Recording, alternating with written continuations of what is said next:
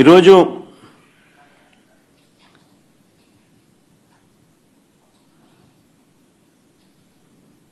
ఎంత దారుణంగా వీళ్ళు ఎన్నికలు చేశారు, ప్రజాస్వామ్యాన్ని ఎంత దారుణంగా వీళ్ళు కూని చేశారన్నది ఈ రెండు ఎన్నికలు ఉదాహరణగా నిలబడతాయి.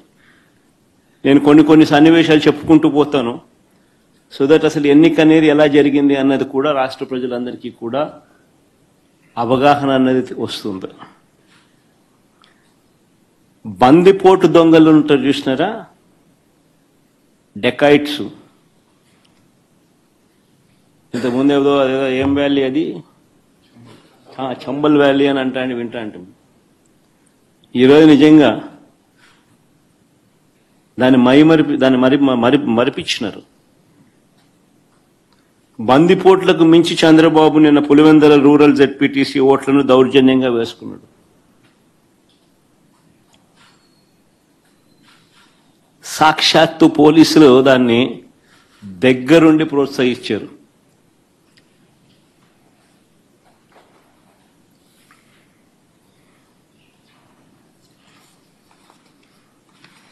నేను చంద్రబాబు గారిని ఛాలెంజ్ చేస్తా ఉన్నా, అయ్యా చంద్రబాబు గారు, మీ పరిపాలన మీద నీకు నమ్మకం ఉంటే,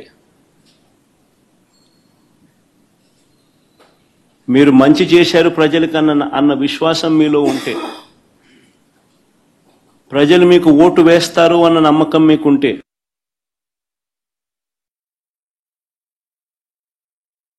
ప్రజాస్వామ్యబద్ధంగా సెంట్రల్ ఫోర్సెస్ను దింపండి.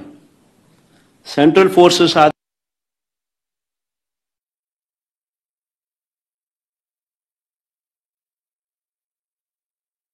ప్రజాస్వామ్యబద్ధంగా ఎన్నికలు జరిపించండి.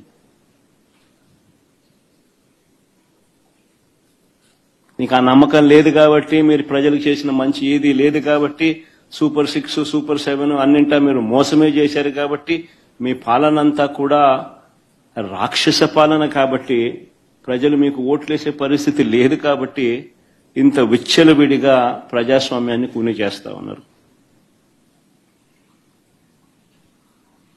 నేను అడుగుతా ఉన్న చంద్రబాబు నాయుడు, ప్రతి బూతుకు సంబంధించిన వెబ్ కాస్టింగ్ను వైఎస్ఆర్సీపీ అభ్యర్థులకు ఇచ్చే ధైర్యం మీకుందా అని అడుగుతా ఉన్నా.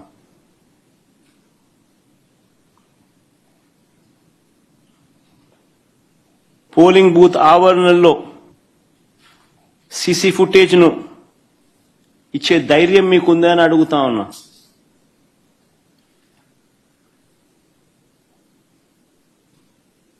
ఎవరెవరు బయట నుంచి వచ్చి ఎలా ఓటేశారో, ఎలా బూతులను ఆక్రమించుకున్నారో, ఆ ఆక్రమించుకుంది ఎవరో కూడా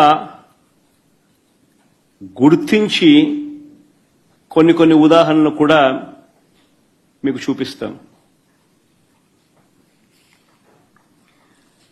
ఇలాంటి అడ్డగోలు రాజకీయాలు చేసే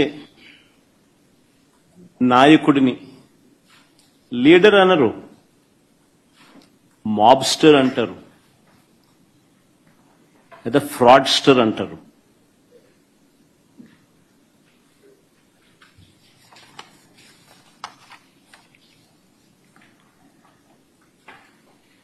ఉదాహరణ నేను చెప్తాను, ఎంత దారుణంగా ఈ మోసము అనే కార్యక్రమము, అన్యాయం అనే కార్యక్రమము జరుగుతా వచ్చింది అన్నదానికి నిదర్శనాలు చెప్తా. సాధారణంగా ఎన్నిక ఎప్పుడైనా జరిగినప్పుడు ఏ ఊర్లో సంబంధించిన ఓటర్లు అదే ఊర్లోనే ఓటేస్తారు. ఇది మామూలుగా గతంలో కూడా జరుగుతా ఉన్న ప్రక్రియనే. గత ఎన్నికల్లో కూడా ఈరోజు ఏదైతే బూతులు ఏదైతే ఉన్నాయో, ఓటర్లు ఏదైతే ఉన్నారో, ఊర్లు ఏవైతే ఉన్నారో, ఆ ఊర్లకు సంబంధించిన ఓటర్లు ఆయా ఊర్లలోనే, వారి ఊర్లలోనే గతంలో కూడా ఓట్లు వేస్తా వస్తున్నారు. ఇది సర్వసాధారణంగా జరుగుతా ఉన్న ప్రక్రియ. కానీ ప్రత్యేకంగా ఈ ఎన్నికలకు సంబంధించి, ఇప్పుడు ఈ ఎన్నికలకు సంబంధించి చంద్రబాబు నాయుడు గారి కుట్రలు ఏ స్థాయిలో ఉన్నాయి అని అంటే బూతులను అటు ఇటు మార్చేశారు. ఒకసారి అది ఒకసారి టేబుల్ని మీరే చూడండి. ఆ బూతులను ఎలా మార్చారు అన్నది మీకే అర్థమవుతుంది. ఎర్రబల్లి నుంచి నల్లపురెడ్డిపల్లెకు 6, 7 and 6 and 7, 9 and 10 ఆ రెండు కాలమ్స్ ఒకసారి గమనిస్తే 6, 7 and 9, 10 రెండు కాలమ్స్ గమనిస్తే ఎర్రబల్లి నుంచి నల్లపురెడ్డిపల్లెకు అంటే ఎర్రబల్లి అనే ఊరు నుంచి నల్లపురెడ్డిపల్లెకు. ఆశ్చర్యం ఏంటంటే మళ్ళా నల్లపురెడ్డిపల్లి నుంచి ఎర్రబల్లెకు. ఎవడన్నా ఎర్రబల్లి ఓట్లు వేపిస్తాడు, నల్లపురెడ్డిపల్లిలో ఓట్లు వేపిస్తారు. ఎర్రబల్లిలో ఎర్రబల్లి వాళ్ళు నల్లపురెడ్డిపల్లి పోయి ఓటేయాలంట, నల్లపురెడ్డిపల్లి వాళ్ళు ఎర్రబల్లికి వచ్చి ఓటేయాలంట.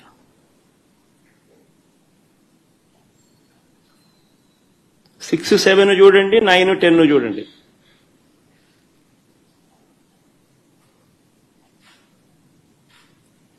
అంటే 2 కిలోమీటర్లు ఈ గ్రామం నుంచి ఆ గ్రామానికి నడుచుకుంటూ పోయి అక్కడ ఓటేయాలంట. ఆ గ్రామం వాళ్ళు అక్కడ ఓటేయకుండా 2 కిలోమీటర్లు అక్కడి నుంచి నడుచుకుంటూ వచ్చి ఇక్కడ ఓటేయాలంట. మళ్ళీ 8 and 11 చూడండి. నల్గొండారుపల్లి నుంచి నల్లపురెడ్డిపల్లె, నల్గొండారుపల్లి నుంచి నల్లపురెడ్డిపల్లె అంటే 4 కిలోమీటర్లు. మళ్ళీ నల్లపురెడ్డిపల్లె నుంచి నల్గొండారుపల్లికి పోవాలంట. నల్లపురెడ్డిపల్లిలో ఓటేసే కార్యక్రమం జరగకుండా నల్లపురెడ్డిపల్లిలో నల్గొండారుపల్లికి పోవాలంట. 4 కిలోమీటర్లు అవుతారా? నల్గొండారుపల్లిలో ఓటేయకూడదంట. 4 కిలోమీటర్లు నడుచుకుంటూ వచ్చి నల్లపురెడ్డిపల్లిలో ఓటేయాలంట. అంటే ఏ రకంగా స్కెచ్ చేసినారనేది చూడండి అని అడుగుతా ఉన్నా. ఇక్కడ నుంచి స్టార్ట్ అయ్యింది. దాదాపుగా 4,000 ఓట్లకు 10,600 ఓట్లకు గాను 4,000 ఓట్లకు సంబంధించిన పరిస్థితి ఇది.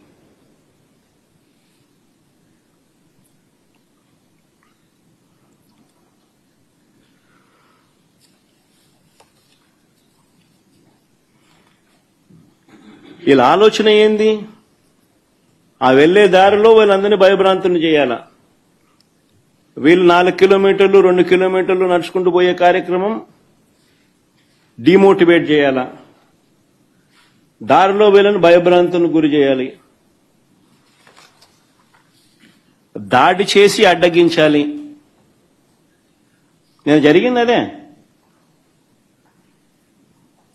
నిన్న జరిగినటివి కూడా అవే.